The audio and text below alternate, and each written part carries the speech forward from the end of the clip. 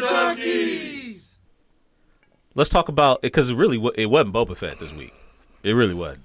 It was The Mandalorian this week. Literally The Mandalorian. It was Mandalorian this episode, week. Now, season 3, episode 1. I don't know how y'all feel about Boba Fett, the show in general, but for me, this week's episode kind of highlighted whatever issues people may be having with Boba Fett, the show, in one single episode. Yep. Because this one was so good, and Boba wasn't even in it. Like, the only person that was in it was Finnick, and she was in there for 2 minutes. Mm-hmm. You know? Yeah. So, it's like, but everything else was just great. So, let's talk about it. The whole episode. This is just one thing I wish they would have done, and not in that episode. In Phantom Menace, there should have been a kid with fucking Anakin Skywalker at the time that was female, had curly hair. Yes, yes. Because literally, when she said, "I'm a lifer, I've never even been off world," I was like, That would have been wonder such a fucking. that would have been a nice little callback. callback. Yeah, that would have been a nice little But callback. regardless. Yeah, no.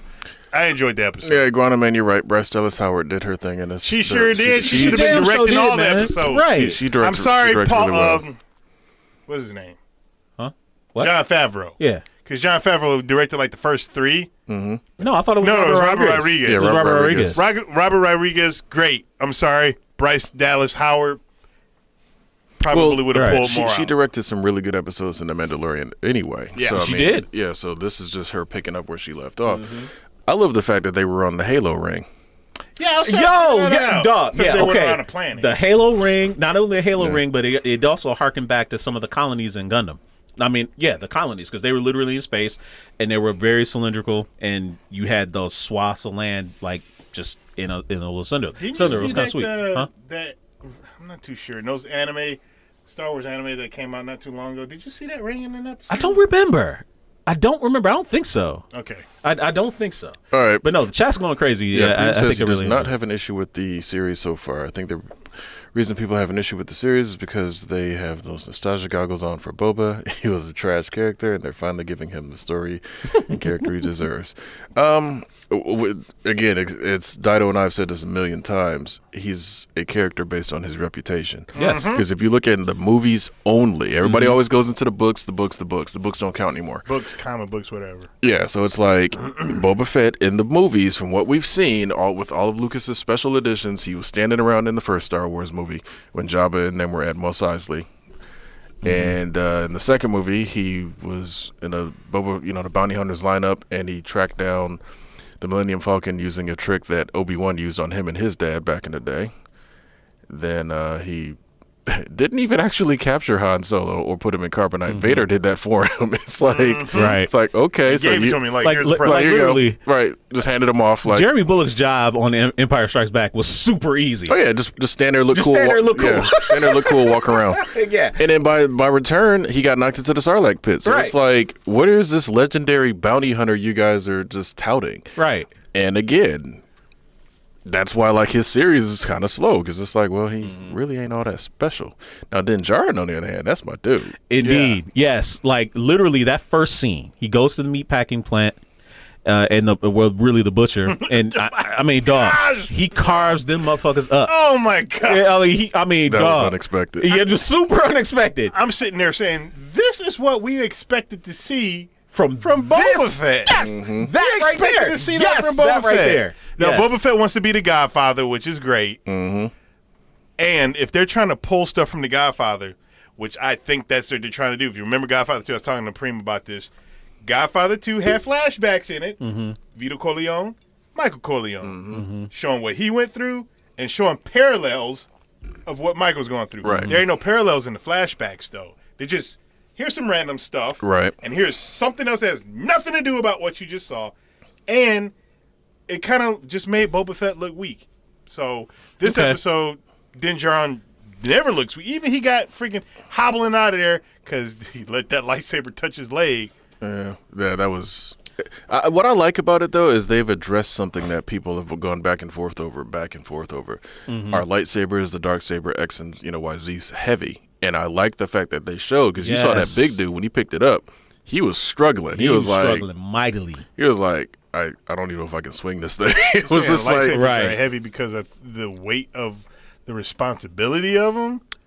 It's a weird thing because a lot of people say that the Force is what allows them to wield it the way they wield it. Because even when Han cut open the Tauntaun, it was not like he was swinging it around. He was just slicing open something real quick. So it wasn't like it was just really the weight of it. But I don't know. There's always something weird about that. And but the way the Guildmaster was saying how you're fighting against the Darksaber and you have the strength, you're just fighting against it. You're fighting. You're supposed to be fighting the opponent, not the Darksaber. And you're fighting the Darksaber. So a little bit of symbolism meaning there. Like, is there anything in Japanese folklore? Because we know Mandalorians are very much based on samurai clans and the warrior culture. Some swords, I'm sure, are heavy to wield. But have you ever, like, you play around with weapons a lot? Yeah, I do. So have you ever felt like the heft of a blade where it gets to be a little bit heavy to swing after a few swings? What it is in swordplay usually is they tell you that you have to treat it like it's an extension of your own arm, your own body, basically. So if you sit there and you're thinking about it constantly, which way it's like, then it's going to get heavy on you because you're not allowing your body to flow with the weapon that's in your hands. Okay. So, and then Hand of Omega is saying something about a clip that he sent us. And probably the clip that he sent via text message. Yeah, because apparently in Rebels they talked about, I think Sabine Wren said something about how it feels heavy or whatnot. So okay, a lot of things in the chat a couple of things that I wanted to pull out. One thing is, what does everybody think? Cassidius asked this. What does everybody think the gift for Grogu is? That Mando had probably a little bitty lightsaber hilt. I feel like it's just chainmail, like Beskar chainmail for him. That'd be kind of weird. Because he said he made it for. Well, listen to what the I guess Master they said. said it's supposed to be in defense, whatnot, but the freaking Darksaber's handle's made out of Beskar, so. And it's the only Beskar weapon that isn't exist. She even said straight out. She was like, Beskar is for armor. It's not for weapons. Yeah. So, and seeing as how it's little, chain links, it just makes me think that she pressed it in chainmail. For chainmail for him. That's all. It's kind of weird. Either she made up another shifter now to carry around. Maybe. Throw at people. I know, maybe. I like that new Naboo starfighter they gave. Well, not new, but it looks so much better in gray. It does. You don't like the yellow? I've never. No. I've never liked the yellow and silver look. Dude, the Naboo cruisers were always so sweet because they were silver. They were silver and reflective, and they just really stood out. I thought it was awesome. Silver. Could you imagine? Yes, exactly. Could you imagine if he coated his ship in Beskar? Bro, that would be a waste. Nope. What? I mean, for a ship, it'd be undefeatable, but he already can't get caught because it's faster, more than likely. That shit is fast. Bro, no, it's super fast. Did you see them turns? It's super fast, but imagine a ship that can't get blasted out of the sky. But that'd also be kind of cool, but that'd be a lot of Beskar. I did like how they were freaking the pie racing. I was like, they're on Tatooine. We should see another pie because you're talking about the Bunta Eve Classic, whatever. It's gotta keep going. And then that started making me think the whole idea behind it though has always been that Anakin was the only human that could ever do it. Yeah. And Jabba was the one that ran it. Well, so they could still have somebody else run. I think it'd be cool. Well, I think it would be kind of cool. You gotta ask Boba or the Pikes to do it then. Well, yeah. No, I don't know. I think it'd be kind of cool if, in the past, before Darth Vader was killed, he came back and he was the flight was like, we have a special guest. I know he would never go back to Tatooine because he hates the place, but just that would be kind of fun. I don't know. It was just, this whole episode, as we said, kind of an update to the Mandalorian 2.5, as GQ actually put it before the show started. And, he's not wrong. And sure, we were going to be without the Mandalorian. We were not supposed to get season 3 until next year, I believe. More than likely, yeah. Obi-Wan's supposed to be this year.